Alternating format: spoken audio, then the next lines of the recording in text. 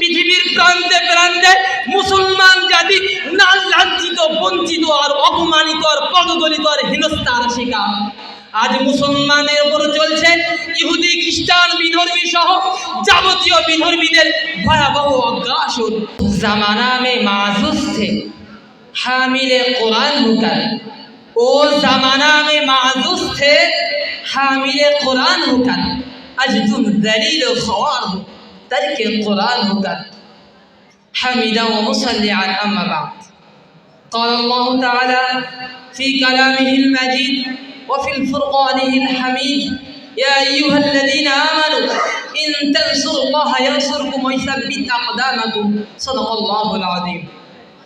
শুক্রারম্ভে যাবতীয় প্রশংসা, উপাসনা, আরাধনা সমুদয় মহান সত্তার দরবারে ইলাহিতে নিবেদন করে বলি আলহামদুলিল্লাহ।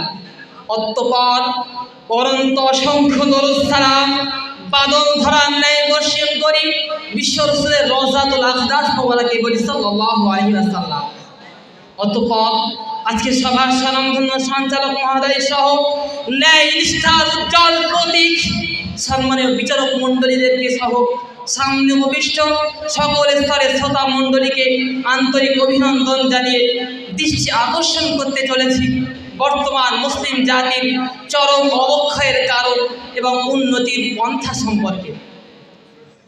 রেসপেক্ট অডিয়েন্স, মুসলিম জাতি এক অনন্য জাতি।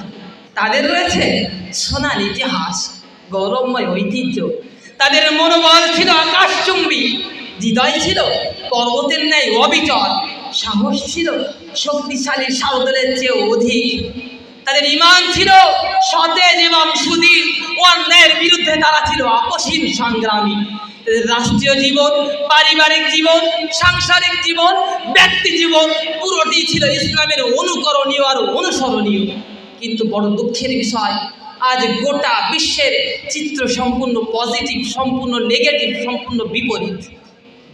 আজ বিশ্বের দিকে লক্ষ্য করুন, পৃথিবীর প্রান্তে প্রান্তে মুসলমান জাতি লাঞ্ছিত, বঞ্চিত আর অপমানিত আর পদদলিত আর হেনস্থার শিকার।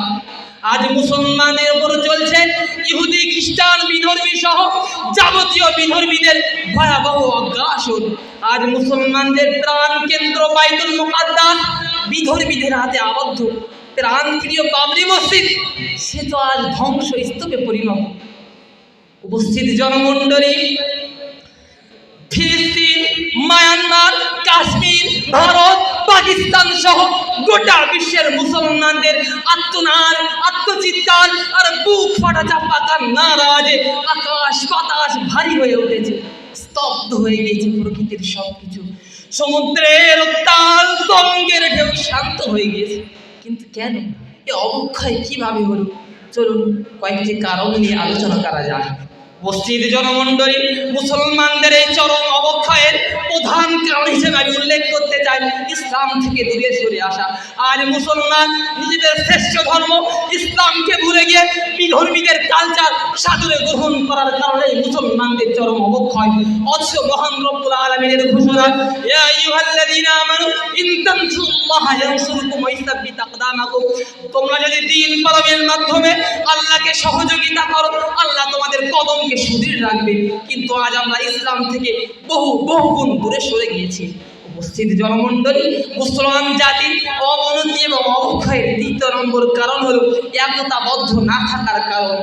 উপস্থিত জনমণ্ডলী, মুসলিম জাতির দিকে লক্ষ্য করুন, গোটা বিশ্বে বর্তমান মুসলমান জাতি বিভিন্ন দলে, বিভিন্ন উপদলে, বিভিন্ন সংগঠনে বিভক্ত, যার কারণে মুসলমানদের এই অবক্ষয়।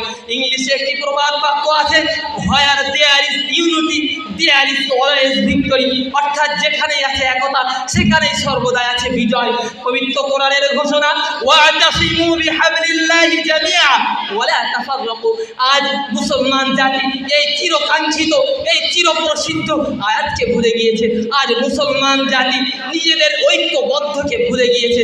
আমি সেই মহান সত্তার কসম খেয়ে বলতে পারি, যদি মুসলমান জাতি পুনরায় রাজ সিংহাসন দখল করতে চায়, পুনরায় যদি বিজয়ীর মুকুট মস্তকে পরিধান করতে চায়, তাহলে একতার বন্ধনে আবদ্ধ হয়ে ভ্রাতৃত্ববোধের বীজকে নিজেদের মধ্যে বপন করতে হবে।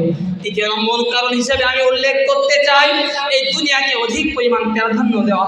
মহান রবের ঘোষণা, ওমা হাযিহিল হায়াতুদ দুনিয়া ইল্লা লাহু ওয়া লাইব, এই দুনিয়া খেল তামাশা ব্যতীত কিছুই নয়।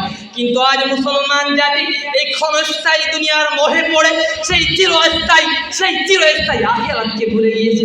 তার কারণেই তো মুসলমানদের উপর বিধর্মীরা অত্যাচার আর অবিচার করছে। উপস্থিত জনমণ্ডলী, চতুর্থ নম্বর কারণ হিসেবে যেটি আমি আপনাদের সামনে উল্লেখ করতে চাই সেটি হলো শত্রুদের সাথে বন্ধুত্ব স্থাপন।